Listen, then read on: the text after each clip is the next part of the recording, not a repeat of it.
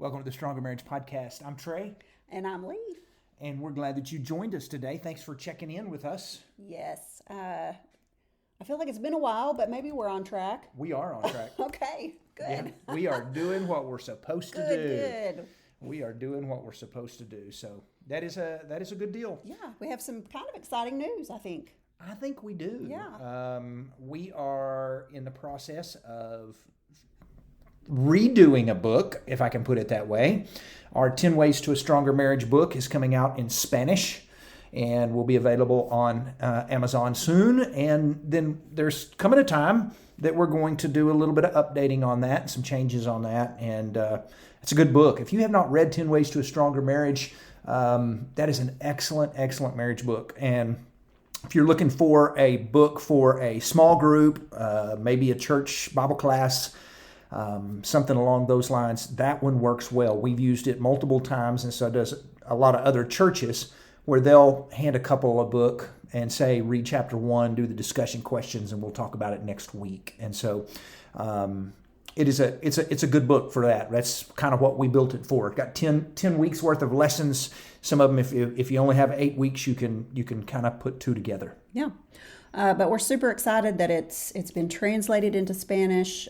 We have some missionary friends of ours that have been saying, we could really use this book in Mexico, in Chile, and some different places like that if it were available in Spanish. So we finally got that done, and we are very thankful to a good friend of ours who did the translation for us. Yes, and Tay Perkins. Thank you, Miss Tay. Yes. She is awesome, and she has worked very, very hard on this, and we appreciate her very much. Yeah, so we're excited to get that up on Amazon and get that into the hands of some people that can use it. That's exactly right. Also, if you're in Alaska, we're headed there this weekend, so we're excited about that. And then in a couple of weeks, we're turning right around and going to Alabama. Yeah. Huntsville. Actually, it's Hazel Green, which is a little community actually, it's in the city limits of Huntsville. So we've kind of called it Huntsville Hazel Green. So we're good. We got a lot of folks signed up for that.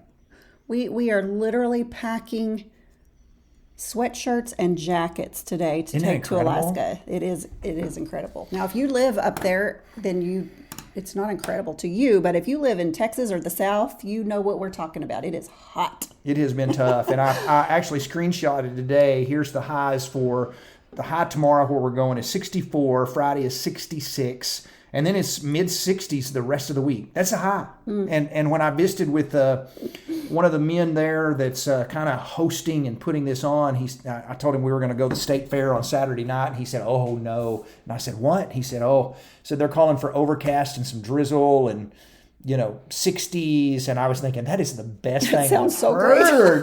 He thought it was bad news, and I'm like, it's 108 in Texas. So. Yes, we'll take it. We're looking forward to it. That's exactly right. We're going to talk today a little bit about handling disagreements, how to talk to your spouse, how to communicate with your spouse when you're mad at them,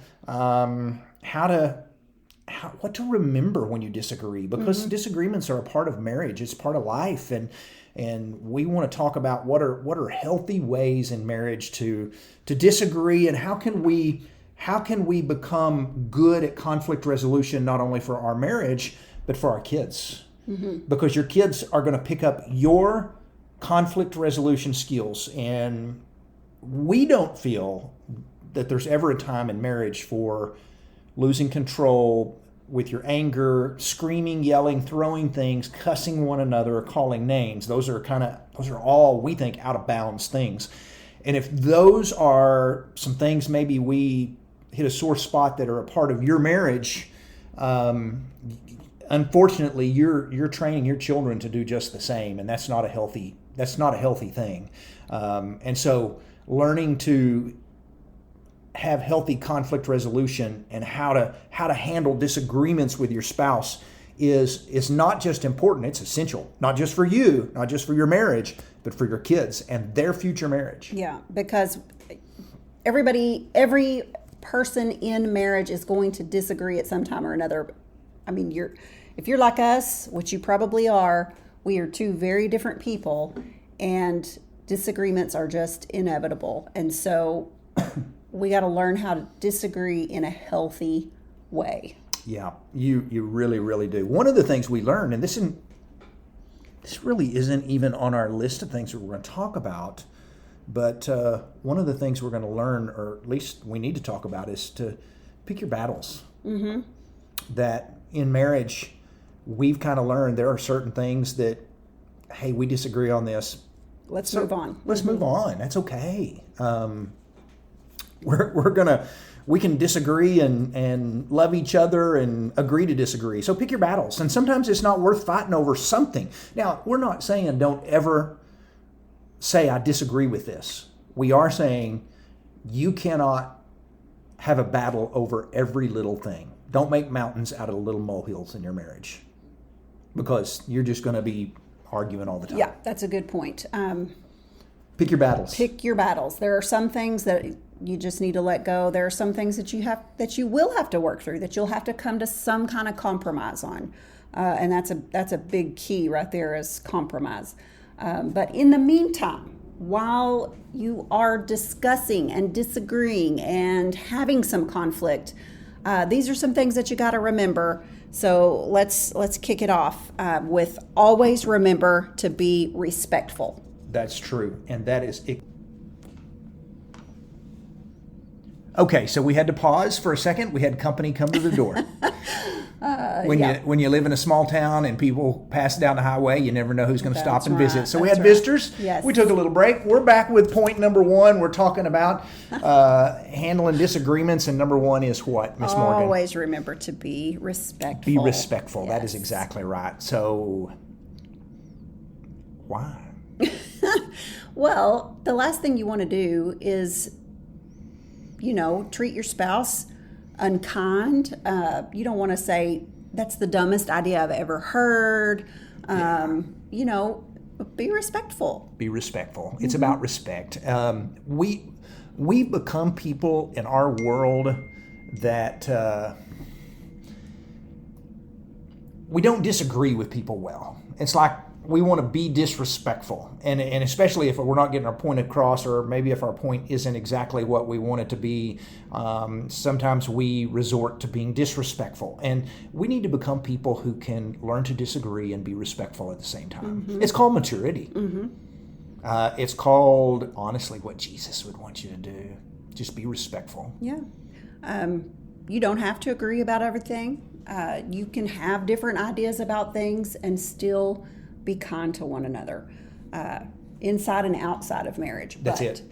But yeah, be respectful. Don't, especially don't name call. Don't be judgmental. All those things. Social media has kind of made us where we're a little too brave sometimes, and too respectful. Some people disrespectful, and we need to learn to be respectful, even when the other person isn't. And that's tough sometimes in marriage, because sometimes you may feel like your spouse is using a little bit of a tone, or maybe you feel like they're disrespecting you and you want to bite back and disrespect them.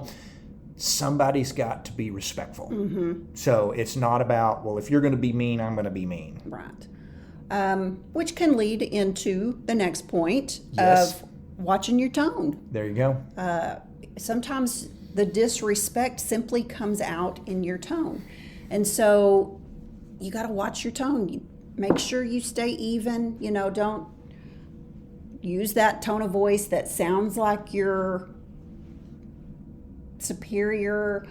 Don't use the tone of voice that gets, an octave higher or louder or whatever it is. Yeah, because it's easy when you're disagreeing to kind of feel that way, and we just got to be cautious about how we use our tones and our words and things along those lines. I'm reminded of Psalm 19:14 that says, "May the words of my mouth, the meditation of my heart be pleasing in your sight, Lord, my rock and my redeemer." It's important that we use good tones and be cautious. Can I give you one more? Mm-hmm. Don't let any unwholesome talk come out of your mouth, but only what is helpful for building others up according to their needs, so that it may benefit those who listen. That's Ephesians 4:29. Those are good verses that you just have to be cautious about watching your tone. Yeah, very good. Because if you're not careful to keep it respectful and to watch your tone, you could very well say something that you'll later regret. That's true. And so that's the next point. Don't say anything that you're going to regret later. Which most of the time you say it and then you go, I'm probably going to regret saying that. How many times do we in life say something and it just gets out of our mouth and we go, I probably shouldn't have said that. Wish I could put that back in. That's why you want to control what you say and be cautious about what you say, even though you feel like my spouse deserves me to say this because I'm angry. But yes, don't say things you're going to regret later. Things like sometimes when you're angry and disagreeing, you may want to bring up something that your spouse has done in the past that has nothing to do with this. You may very well say something that we go back to name calling, we go back to being rude or disrespectful. Just don't say things that you regret. That's right. So you went into the next point, which was address the issues at hand and not issues from the past. Avoid things like you always. Right. Don't. Or you never. You always and you never. You want to avoid phrases like that. But it's true. I mean, you've got to remember that you're talking about this thing that you're disagreeing about now, and you're not, if it's something in the past, you need to forgive and forget whatever that was, and don't constantly be bringing back up the past. That's it. That's it. We got to think before we speak, and it's hard to do when you're in the heat of a moment sometimes, but it's very important to think before you speak. It reminds me of a little illustration I used teaching kids in a Bible class one time. I had them get in teams of 2, divide up into teams, and I gave them each a tube of toothpaste and a paper plate.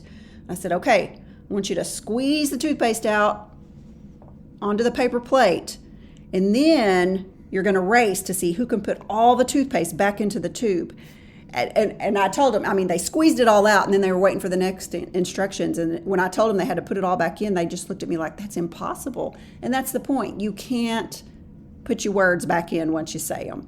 So you don't want to regret what you've said and then have to make amends for that. We need some adults to do that little exercise. Right. And maybe our workshop could have a little exercise where we'll tell everybody bring a tube of toothpaste.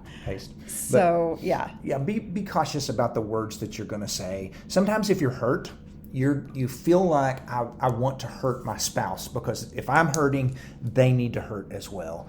And that's really not the way to do disagreements or things along those lines. So be cautious about bringing up the past. What's the next one?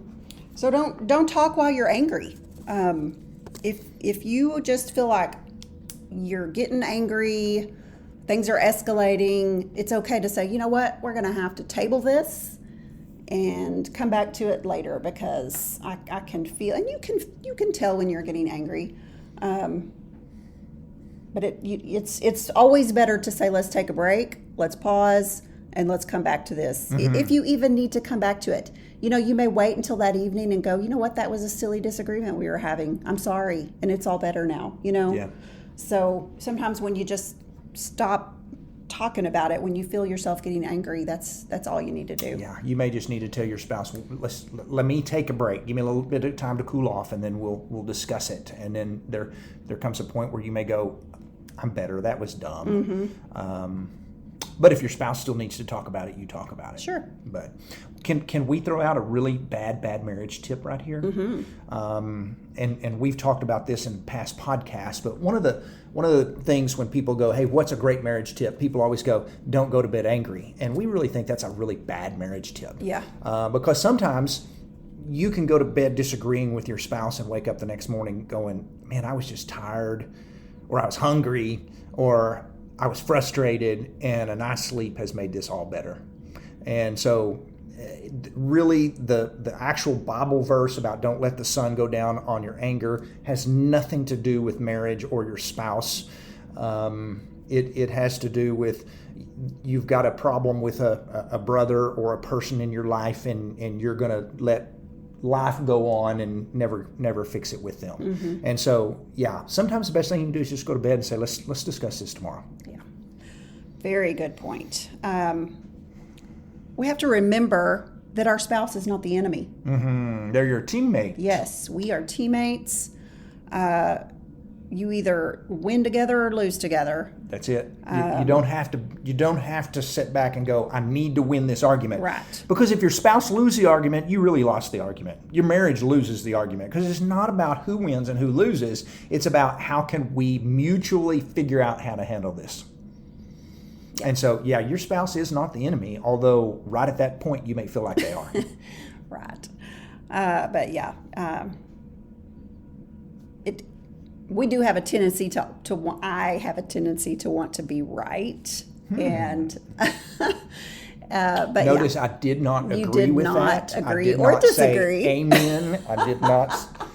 You did not hear any of that. I like to be right. But yeah, I need to remember this, especially that I don't have to win. And when it comes to a disagreement, really, there's probably not any, nobody has a better idea than the other. You know, I mean, your idea may be just as valid as my idea. That doesn't make either one of them right or wrong. They're just different. Mm-hmm. So you don't have to win it. Yeah, and you don't. The main thing is just to remember, like we said, you're teammates, and you're going to either win together or lose together. So work hard to resolve the issue. That's true. Peaceably. Yes. Now, there are going to be, I'll bring this up, this is a good time to do that. There are going to be things in your marriage that come up that are going to not be molehills. They are going to be mountains. And you may need to try to figure out how to come to a decision on this. There may be something that you can't have, well, we're just going to disagree on this. It may be something big enough, whether it's disciplined children, whether it's a quote unquote friend of the opposite sex. Well, I mean, whatever it is, there may be something where you go, we've got to have some conclusion on this, and we can't come up with an answer. So can we just say there are times where you need to ask for outside help? Mm-hmm. A mentor, a friend who is a mutual friend, a counselor, a minister, somebody that you can go to that can be a mediator to simply go, here's what I'm hearing and here's what I'm thinking, and then you, if you're going to use that third person mentor, you're going to have to listen to them. And so they may side with your spouse on this, but if they do, then you don't go find another one and go, well, you're obviously not very good. I'll find out. I had a lady one time seriously call me and say, can I come see you? I said, well, where are you located? And she said, about 2.5 hours away. And I said, why do you want to come see me? For me to do some counseling with you. And she said, well, I've been to multiple counselors with my spouse and they all take his side. And I said, is it possible that he could be right? Whatever. I don't even know what the problem was. But, if you're having multiple people go, you might want to listen to your spouse. But if you're finding a mentor that you trust, then you're going to trust whatever answer that they give. But there will be times where you're going to have to say, we need some outside help and we need to talk to somebody about this. And don't feel bad about that. Sure. Yeah. Exactly. I was just thinking, there's a good book on every topic. If it's, something about disciplining the kids and you can't seem to agree, read a couple of books, underline some things that you both like or dislike, and then talk about that. And maybe it will help you come to some conclusions.